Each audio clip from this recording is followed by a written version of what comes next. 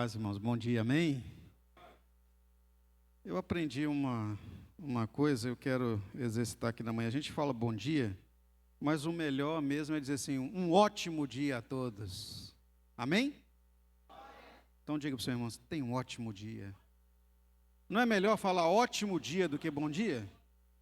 Não é? A gente fala assim, bom dia. Bom dia. Ótimo dia. É mais para cima. Não é isso? Então, em nome de Jesus, tenha um ótimo dia. Mas por que eu estou falando isso? Porque hoje nós vamos falar sobre o tema a felicidade na glória. Vamos para Salmos de número 34, versos 12 a 16.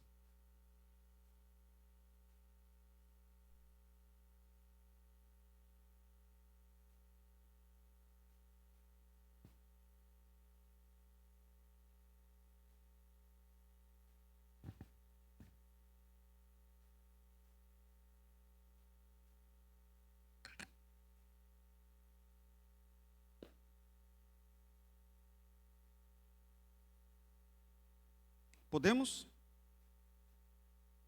Diz assim as Escrituras: quem de vocês quer amar a vida e deseja ver dias felizes? Diga glória. Vou perguntar, hein? Quem de vocês quer amar a vida e deseja ver dias felizes? Guarde a sua língua do mal e os seus lábios da falsidade. Afaste-se do mal e faça o bem. Busque a paz com perseverança. Os olhos do Senhor voltam-se para os justos, e os seus ouvidos estão atentos ao seu grito de socorro. O rosto do Senhor volta-se contra os que praticam mal, para apagar da terra a memória deles. Amém. Podem sentar, amados. Quem de vocês quer amar a vida e deseja ver dias felizes? Todos nós. Todos nós queremos isso. Só que a própria palavra no salmista, depois de fazer essa pergunta, ele dá a receita. A primeira receita que ele dá aqui é guardar a nossa boca, a língua. Tratar as palavras com cuidado. E eu coloquei aqui que, além disso, que num contexto mais amplo, nós precisamos nos afastar da amizade com a impiedade. Nós não estamos falando aqui das pessoas que praticam impiedade, mas da impiedade. Não podemos ter nenhuma relação com a malignidade do que é praticado pela impiedade. No Salmos de número 1, dos versos 1 a 3, nessa mesma tradução que eu iniciei lendo, diz: como é feliz aquele que não segue o conselho dos ímpios. Tem a tradução mais tradicional, diz: bem-aventurado o homem, que não anda segundo o conselho dos ímpios. Como é feliz aquele que não segue o conselho dos ímpios. Não imita a conduta dos pecadores, nem se assenta à roda dos zombadores. Ao contrário, sua satisfação está na lei do Senhor, e nessa lei medita dia e noite. É como árvore plantada à beira de águas correntes, dá fruto no tempo certo, e suas folhas não murcham. Tudo que ele faz prospera. Irmãos, quando temos sucesso naquilo que nós fazemos, nós somos felizes. Mas a palavra de Deus garante aqui que vai prosperar e amplamente prosperar aquele que tem sua dedicação. Não a amizade com a impiedade, mas na amizade e no relacionamento com Deus. É como uma árvore plantada à beira do riacho, nem folhas murcham, porque tem nutrição o tempo todo. Isso garante a nós suporte para conseguirmos levar a efeito os planos. Estaremos no centro da vontade de Deus, nutridos em nossas ações, com a nutrição promovida pelo Espírito Santo. Porque temos dele a aprovação. É a vontade de Deus que é vivenciada em nossa vida. Como um segundo momento de orientação nesse sentido além de nos afastar da amizade com a impiedade, nós precisamos enriquecer o nosso relacionamento com Deus. Ou seja, investir mais em estar com o Senhor. No Salmos de número 37, verso 4, texto que vez ou outra eu gosto aqui de citar, diz assim, deleite-se no Senhor e Ele atenderá aos desejos do seu coração. Isso quer dizer o seguinte, essa palavra deleite pode ser, já aqui um tempo atrás eu disse isso aqui, pode ser substituída por se agrade do que Deus está fazendo. Fique feliz com as bênçãos que Deus está te dando. Atente-se para a vontade dEle. Cumpra nesse quesito o que Deus está dizendo. E aí então Ele vai trazer para nós os desejos do nosso coração. Olha que interessante isso. Quando eu estou feliz, quando eu estou no centro da vontade de Deus, as coisas virão a mim. É o que diz Mateus 6,33. Busque em primeiro lugar o reino de Deus e a sua justiça, e o que acontece? As demais coisas te serão acrescidas. Mas o que nós gostamos de ouvir só, as demais coisas serão acrescidas. Mas buscar em primeiro lugar, é primazia, a vontade de Deus, nem sempre é o que nós fazemos, mas nós queremos o resultado. Nós queremos ter sucesso sem trabalhar, e existe essa possibilidade? Só se for criminoso, mas trabalha para o crime também. De qualquer forma, tem que gastar alguma energia. Mas nós, uma vez que estamos gastando no Senhor, irmãos, o resultado é certo, tanto aqui como principalmente para a vida eterna, que é o que importa para nós. Se buscarmos as coisas de cima, o resultado aqui será automático, vai acontecer, é garantido em Deus. Vamos para Filipenses capítulo 4, verso 4. Olha o que o apóstolo Paulo diz à igreja de Filipos acerca desse enriquecimento no relacionamento com Deus. Alegrem-se sempre no Senhor. Novamente direi, alegrem-se. Há aqui uma orientação, irmãos, nós precisamos buscar a nossa felicidade no Senhor. Quando buscamos e depositamos e vemos que lá vai emanar a felicidade dele que vem, sabe, vai acontecer. Alguns acham que a felicidade pode estar baseada em algum relacionamento com outra pessoa. Namoro, noivado, casamento, e muitos se frustram nisso. Não poucas vezes acontecem essas frustrações, e acarreta o que hoje nós estamos vendo aí, muita violência de relacionamentos.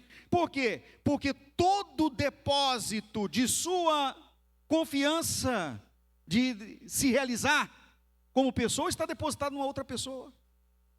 Queridos, todos nós falhamos, todos nós temos fragilidades, mas eu digo a você, se você deposita, se você confia, é no Senhor, Ele não falha, Ele não tem fragilidades, Ele não vai te decepcionar.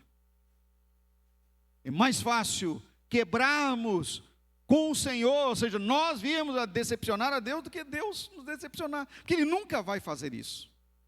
Nós é que falhamos, nosso Deus não falha. Repita comigo assim: meu Deus nunca falha. Amém, irmãos? Então, quando depositamos no Senhor a nossa confiança, a nossa alegria, a busca de nossa felicidade, ela vai acontecer. Provérbios, capítulo 16, verso 20. A palavra de Deus lá, Salomão, nos adverte acerca disso. Quem examina cada questão com cuidado prospera, e feliz é aquele que confia no Senhor. Repita comigo: feliz é aquele que confia no Senhor. Agora levante suas mãos assim, bem lá no alto, diz assim: eu sou feliz, pois confio no Senhor. Se você confia no Senhor, diga glória. Dê uma salva de palmas para Ele.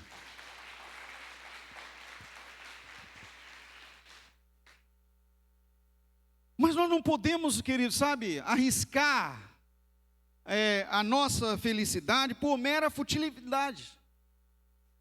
O que é isso? É trocar a bênção por algo momentâneo, por um prazer que não se traduz em felicidade, mas é prazer carnal, passageiro. Isso quer dizer o seguinte, que o pecado tenta nos seduzir, sendo, lógico, fazendo-se uso dos inimigos da nossa vida, porque nós temos 3 inimigos.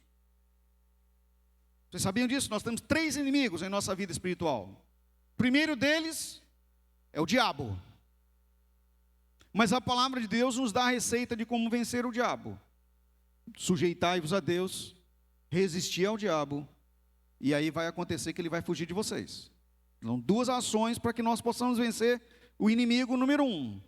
Sujeição ao Senhor, nos entregar ao Senhor, confiar nele, submetermos as suas regras.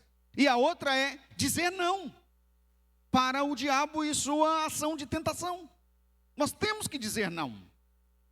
Não adianta sujeitarmos a Deus, mas quando formos interpelados pela tentação, não resistirmos.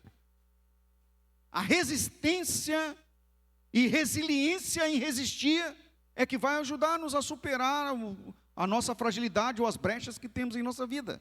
Sempre dizer não ao pecado. Sempre dizer não para a tentação. Não é covarde aquele que recua na tentação. O caso clássico que nós já várias vezes citamos é o caso de José com a mulher do Potifar, não é? Eu gosto até de brincar que a mulher do Potifar é a Patifa, não é? O que ela fez com José quando José estava no Egito servindo na casa daquele general? Ela se lançou a ele. Ele, um menino novo, belo, não é? Servindo numa casa, tendo uma princesa daquela, não é, egípcia se lançando a ele, era uma tentação enorme. E a Bíblia fala que todos os dias a mulher ia até ele para tentar usá-lo sexualmente. Imagina isso, a ponto de ela o agarrar pela roupa e ele soltar a roupa e sair correndo. Foi covarde na mente de alguns, mas Deus o aprovou, não é? Se ele tivesse ficado com ela, ele teria desagradado a Deus, agradado a mulher e não teria ido para a prisão, seria considerado o amante da mulher lá. Mas ao contrário, ele resistiu à tentação. Pagou um preço momentâneo, mas Deus, amados, olha, quando a tentação vem, ela é de Deus, permissiva a nós para que podemos subir algum degrau. Deus permite. Em Romanos capítulo 5, verso 3, a palavra de Deus fala acerca disso, né? Que na perseverança é que nós crescemos. Olha, não só isso, mas também nos gloriamos nas tribulações, porque sabemos que a tribulação produz perseverança. É uma subida de degrau espiritualmente. Quando passamos por uma tentação permitida por Deus, ela se traduz a nós como uma tribulação, um momento de luta, de dificuldade, mas é a hora de suplantar para subir um degrau em direção à felicidade plena que está no centro da vontade de Deus. Num primeiro momento parece que para a vida de José foi uma tragédia, né? Porque ele sai da casa do general Potifar para a prisão, por um falso testemunho da Patifa, por dizer que ele tentou estuprá-la, abusar dela, mas ele sabia quem era o seu Senhor. Quando nós temos certeza de quem nós temos crido, queridos, pode ser que aquele breve momento de tribulação, de dificuldade, não é, parece grandioso e terrível aos nossos olhos, mas saiba de uma coisa, a palavra de Deus fala que é uma leve e momentânea tribulação para o grande peso de glória que o Senhor tem preparado para cada um de nós. Precisamos crer no Senhor. Salmo 37, 5 é: entrega o teu caminho ao Senhor, confia nele e ele tudo fará. Quando ele tudo faz, nós temos felicidade. Olha, aquele que confia no Senhor, acontece o quê? Prospera, é feliz. Esta é a receita. Em 1 Pedro, capítulo 3, verso 14, cuidado com isso, irmãos, de arriscar a sua felicidade por futilidade. Olha o que a palavra diz. Todavia, mesmo que venham a sofrer, porque praticam a justiça, vocês serão felizes. Vou repetir. Todavia, mesmo que venham sofrer por praticar a justiça, vocês serão felizes. Não temam aquilo que eles temem, não fiquem amedrontados. Que palavra gloriosa. Olha, parece um paradoxo. Como assim? Se eu vou sofrer por praticar a justiça, eu vou ser feliz? Porque a nossa realização não está na momentânea tribulação, ela está no Senhor do nosso livramento. Repita comigo: Deus é o meu livramento em tempo de tribulação. Se nós temos essa certeza, se vivemos dessa forma, irmãos, não serão momentos de tribulação, não será qualquer ponto de interpelação em nossa caminhada que vai nos fazer desistir.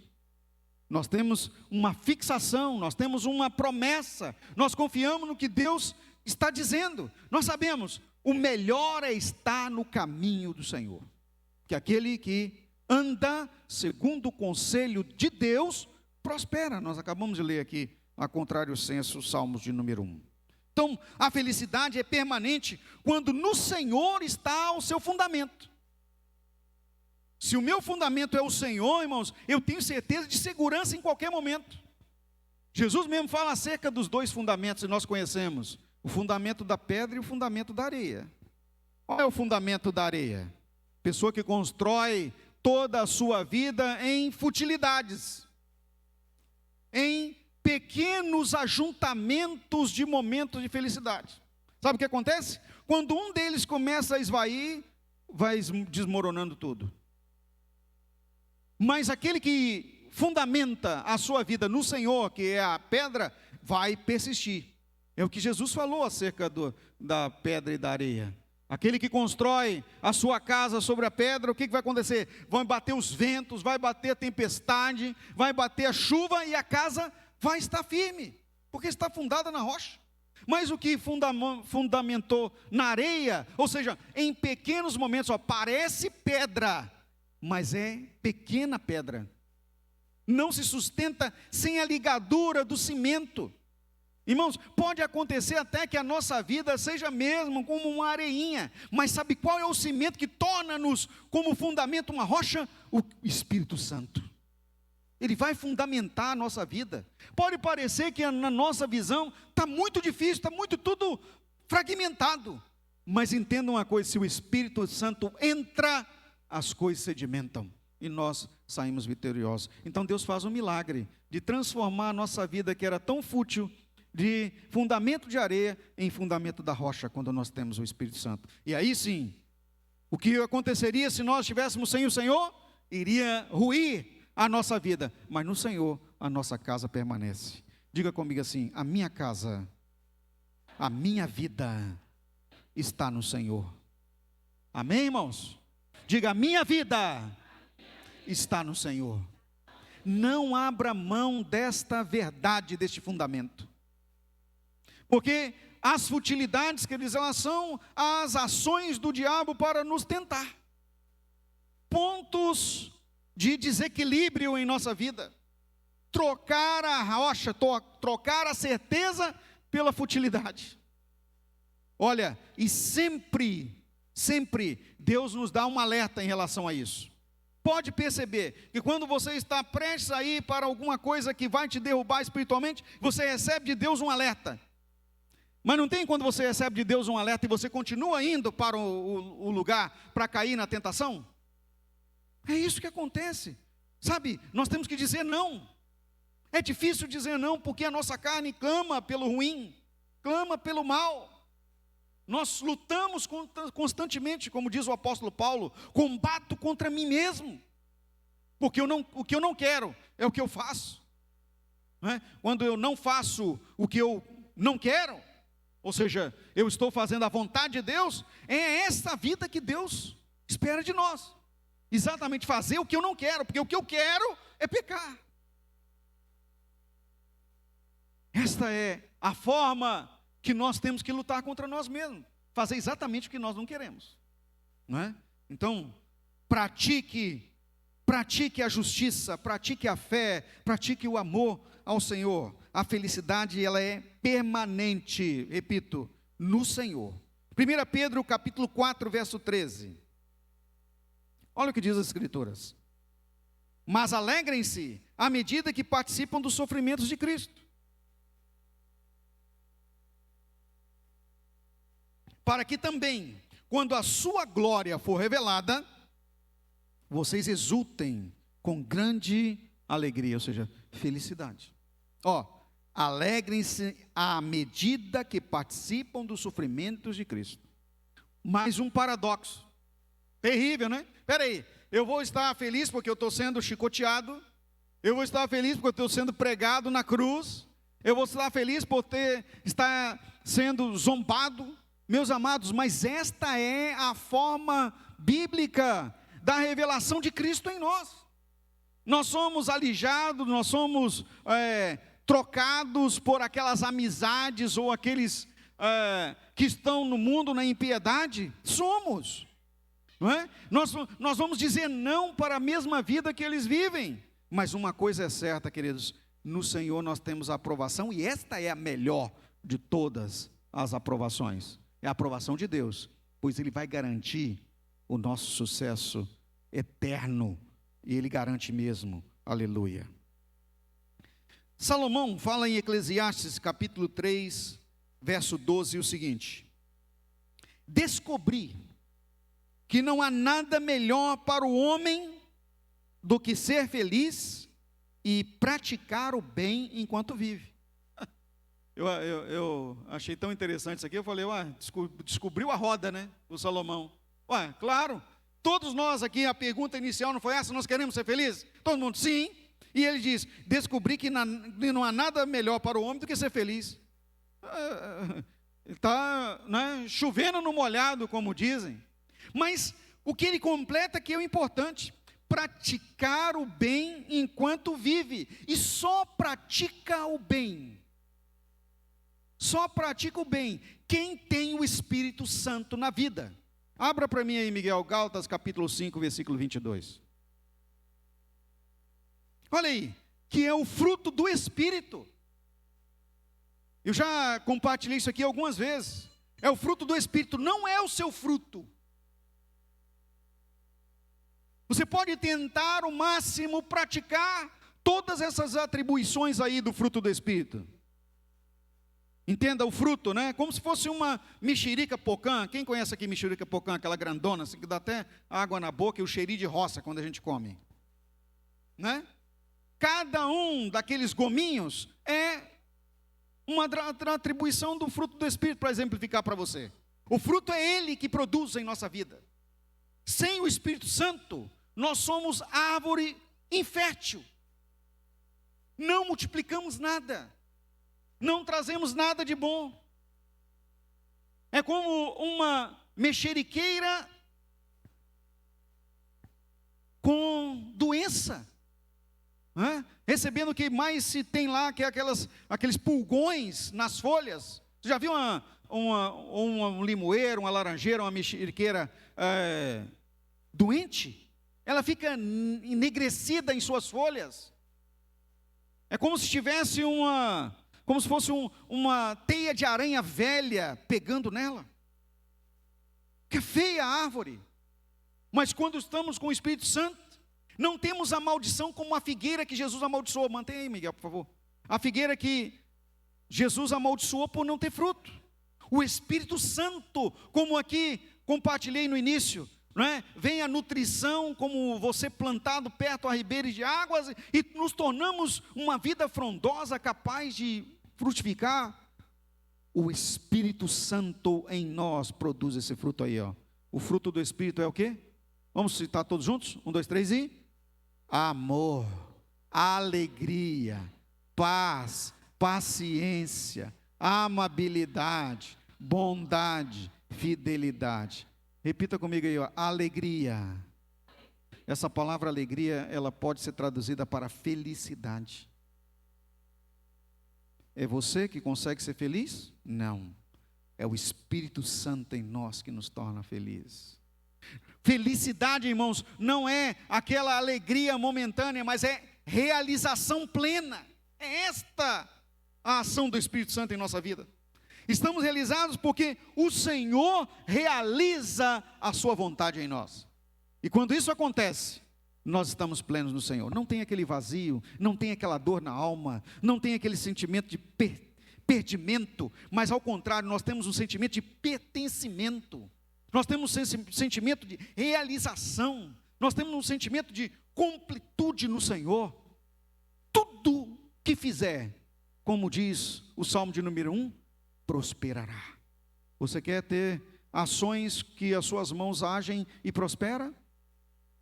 Entregue-se ao Senhor. Confia nele. Invista.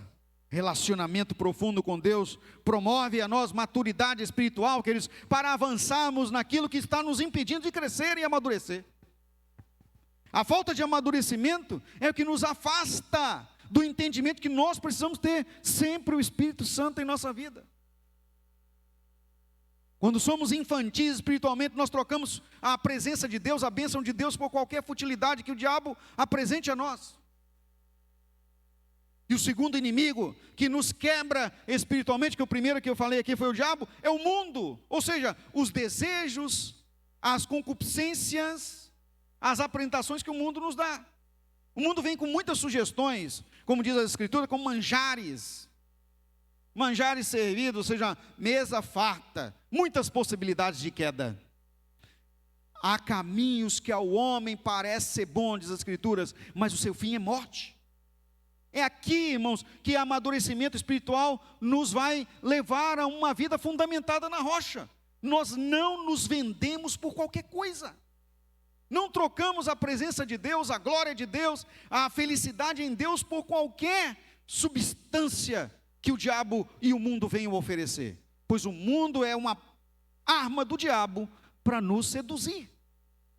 Trocar a presença de Deus por futilidades, não é? Está fora da realidade espiritual, de uma vida na prática do bem, como diz aqui Salomão, praticar o bem enquanto vive, irmãos. Praticar o bem é dizer não para o pecado. As obras da carne, diz o apóstolo Paulo no livro dos Gálatas, elas são manifestas, estão aí, não é? As orgias sexuais ou os desejos sexuais incontidos, as glutonarias, o que o mundo oferece, os prazeres que o mundo oferece, a ganância, tudo isso nos derruba, mas nós precisamos dizer não. O mundo e as suas futilidades. 1 João capítulo 2, versículo 15, texto que nós conhecemos muito. Olha o que diz aí, 1 João 2,15. Não amem o mundo, nem o que nele há. Se alguém ama o mundo, o amor do Pai não está nele.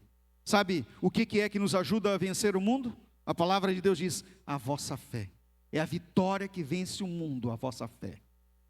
É continuar, permanecer, mesmo quando todos estão caminhando para um lado, mesmo quando todos estão indo em uma direção, nós sabemos qual é o caminho que nós temos que seguir. Não é o caminho onde todos estão indo, o nosso caminho é o caminho estreito. É o caminho que às vezes só individualmente parece que só você está nele, mas entenda, é o caminho que nos conduz à salvação. João 14,6 disse Jesus, eu sou o caminho, a verdade e a vida. Ninguém vem ao Pai senão por mim. Repita comigo, o caminho é o Senhor. Então você quer ser feliz? Caminha por esse caminho, vá por ele.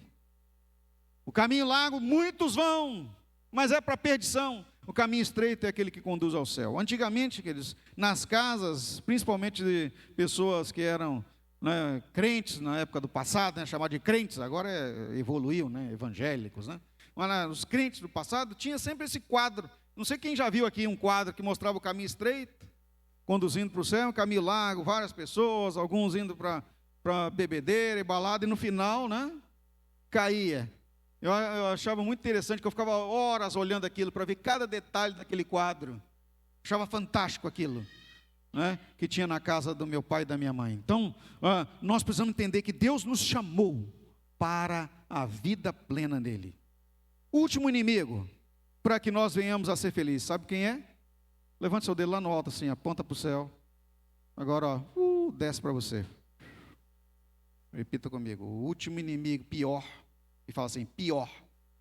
Diga para o seu irmão assim, o pior inimigo é você. Eu. É o eu.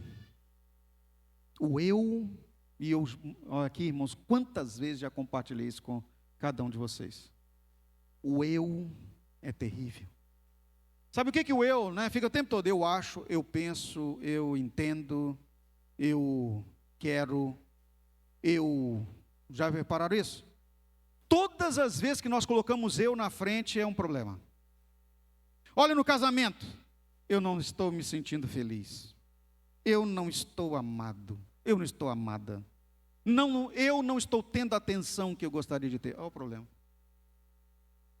Quando pai e mãe em relacionamento com filhos, eu não acho que você está sendo obediente. Eu acho que você não vai dar certo na vida. Olha o problema. Já viu pais ministrando maldição nos filhos? Eu acho que você nunca vai ser ninguém desse jeito. O eu é uma miséria, irmãos. O eu é terrível. O eu combate contra a vontade de Deus. Eu chamo o eu de meu inimigo íntimo. Alguém de vocês já conseguiu dormir sem o eu? Hein? Você dorme com o seu eu. No dia que você dormir sem o seu eu, é que você não vai acordar. Entendeu? Hã? Quem quer ficar sem o eu aí? Nenhum de nós. Nós amamos o eu.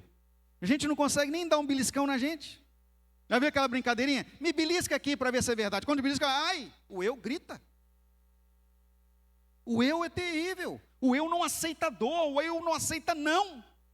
A pior coisa que um eu pode ouvir é não. Diga para uma criança, por exemplo, na hora que ela vai pegar uma coisa, não pega isso. O eu. Você pode até não fazer isso assim por fora hoje, porque você fica até com vergonha, mas por dentro você fica com o patrão, com a esposa, com o esposo, com os filhos, até com você mesmo quando não consegue uma coisa. Você está trabalhando em uma coisa, você não consegue, a coisa dá errado, o que você faz com você mesmo? O diabo, né? E às vezes até coloca alguma coisa na sua boca para você trazer, né? Vai lá do fundo eu, traz pecados que você havia achado até que não existia mais em você. Aquelas palavras malditas que saem da nossa boca. Nós temos que tomar cuidado, irmãos, o eu é terrível. Mas a palavra de Deus nos dá a receita para vencer o eu.